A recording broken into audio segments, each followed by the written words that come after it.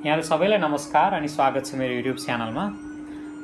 आज पनि मैले एउटा कविता लिएर आएको छु, तर अलिक फरक किसिमले आजको भिडियो बनाउँदै छु। मैले अघिल्ला भिडियोहरुमा चाहिँ कविता वाचन मात्रै गरेर सुनाएको हुन्थे, तर आज म कक्षा 10 कै म सडक बोल्दै छु भन्ने कविता अनि यस कविताकी कवयित्री पारिजातको बारेमा, उनको विशेषताको बारेमा थोरै चर्चा गर्नेछौँ। अनि कविता भलै यो गद्य कविता हो, तर पनि यसको लय हालेर वाचन पनि गर्नेछौँ। अनि त्यसपछि हामी यस कविताको भावको कुराकानी गर्नेछौँ अनि अन्तिममा सप्रसङ्ग व्याख्याको लागि सोधिन सक्ने मुख्य पंक्तिहरूको बारेमा यसको व्याख्या पनि गर्नेछौँ।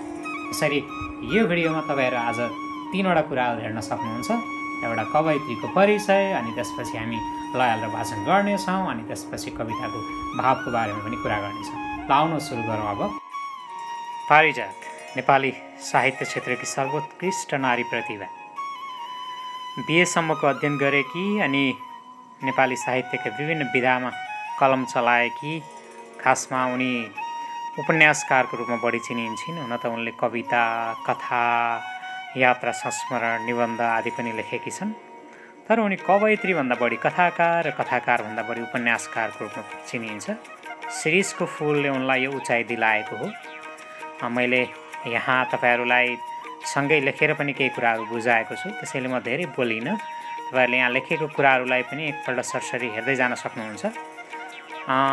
पारिजात साहित्य क्षेत्रमा मात्रै नभएर नेपालको राजनीति क्षेत्रमा, खास गरी 2046 सालको परिवर्तनताका अनि विभिन्न सङ्घ संस्थामा आबद्ध भएर समाजसेवाका क्षेत्रमा पनि उनको योगदान अतुलनीय छ।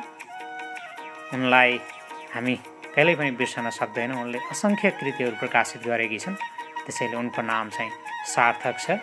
उनको नाम छेकुटोलमा राखिएको थियो अरे, न्वारानमा, तर उनले आफै रोजेको नाम थियो यो।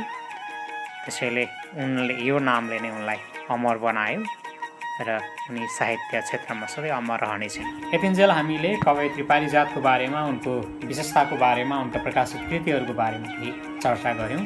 हामीलाई लगभग यति जान्यो भने हामी कक्षा 10 मा पढ्दै गरेको विद्यार्थीहरूलाई चाहिँ काफी हुन्छ। यदि जानेपछि अब हामी दोस्रो चरणमा प्रवेश गर्दैछौँ। अब म सँगसँगै तपाईहरु पनि कविता वाचन गर्न सक्नुहुनेछ। अनि कविता भलै यो गद्य कविता हो, तर पनि यसलाई गति यति लय मिलाएर हामी वाचन गर्ने कोसिस गर्नेछौँ। सुरु गरौँ है त। म सडक बोल्दैछु पारिजात। फनको मारेर घाँटी अथवा कम्मरमा कसैको, फनको मारेर घाँटी अथवा कम्मरमा कसैको पछ्याएर जाने म होइन। सर्प जस्तै सलल बगेर कसैलाई, सर्प जस्तै सलल बगेर कसैलाई तर्साउन सक्ने होइन म। किनकि पहाड र चट्टानहरू ब्लास्टिङ गरी निर्माण गरिएको र सम्भार नगरिएको म निश्चल निश्चल सडक बोल्दैछु। किनकि पहाड र चट्टानहरू ब्लास्टिङ गरी निर्माण गरिएको र सम्भार नगरिएको म निश्चल निश्चल सडक बोल्दैछु।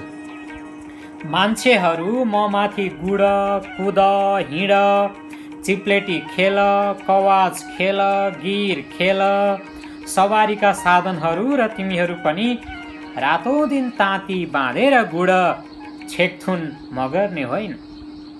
यात्रुवाहक बस र मालवाहक ट्रक जुधाउने म होइन।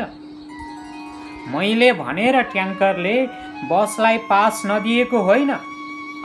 जोगीमारा, नागढुङ्गा र कुर्लिनघाट, ओडारे भिर, लाङ्ग्रे भिर र बाँदरे भिरबाट बस खसाल्ने म होइन। बेकाल मर्ने यतिका त्रासद मृत्युहरूको म जिम्मेवार छैन, मलाई गाली नगर। बेकाल मर्ने यतिका त्रासद मृत्युहरूको म जिम्मेवार छैन, मलाई गाली नगर। सडक हुँ बाढीमा डुब्न सक्छु, सडक हुँ पहिरोले पुरिन सक्छु।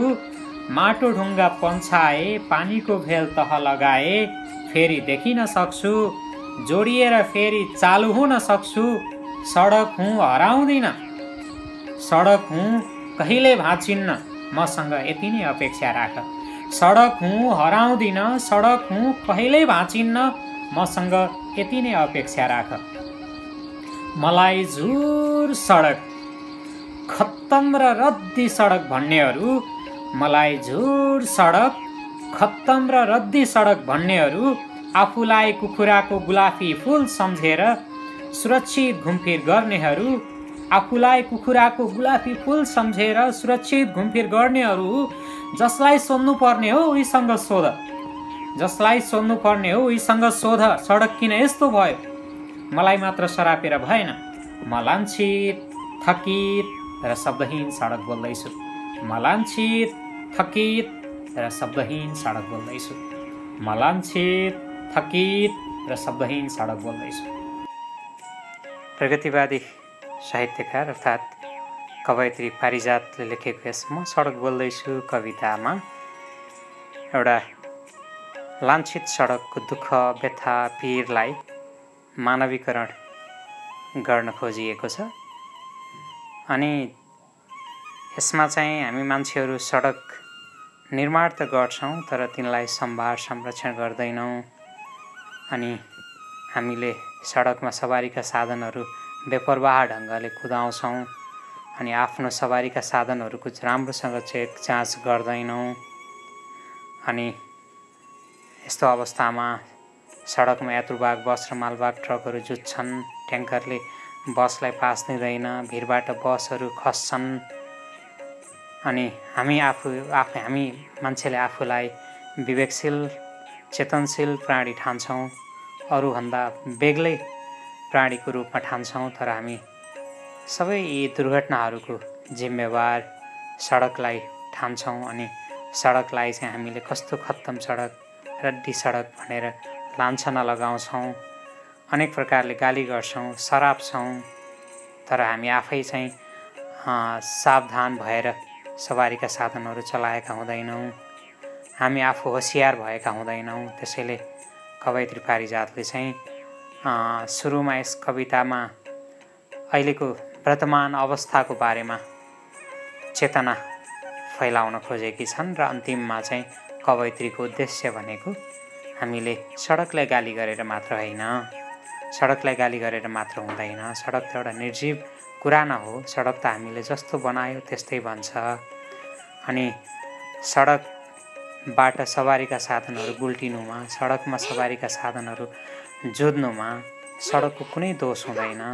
त्यो दोष त कुरो हामी मान्छेकै हो। त्यसैले हामी सावधान हुनुपर्छ, होसियार भएर सवारीका साधनहरू चलाउनुपर्छ भन्ने खालको कुराहरू चाहिँ कवयित्री पारिजातले यस कवितामा गरेकी छन्। त्यसैले एउटा चेतनामूलक कविता हो। मैले तपाईँलाई यहाँ कविताको मूल आशय लेखेर पनि सम्झाउन खोजेको छु र यो मूल आशय तपाईँले पज गरेर पढ्न सक्नुहुन्छ। अनि यहाँ भएको मुख्य कुराहरू तपाईँहरूले टिपोट पनि गर्न सक्नुहुन्छ।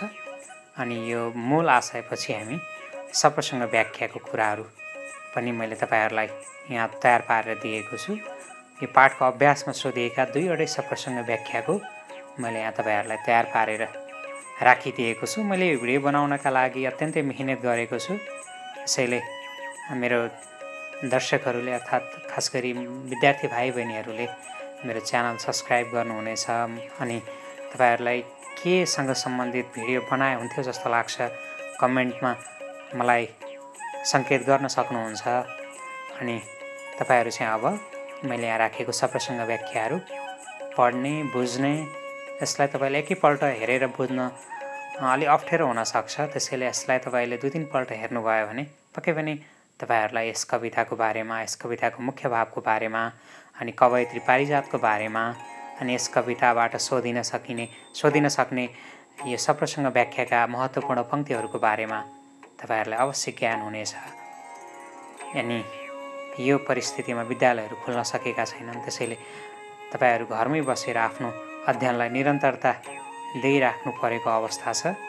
त्यसैले यस्तै भिडियोबाट पनि तपाईँहरूले आफ्नो ज्ञानको दायरालाई फराकिलो बनाउन सक्नुहुन्छ।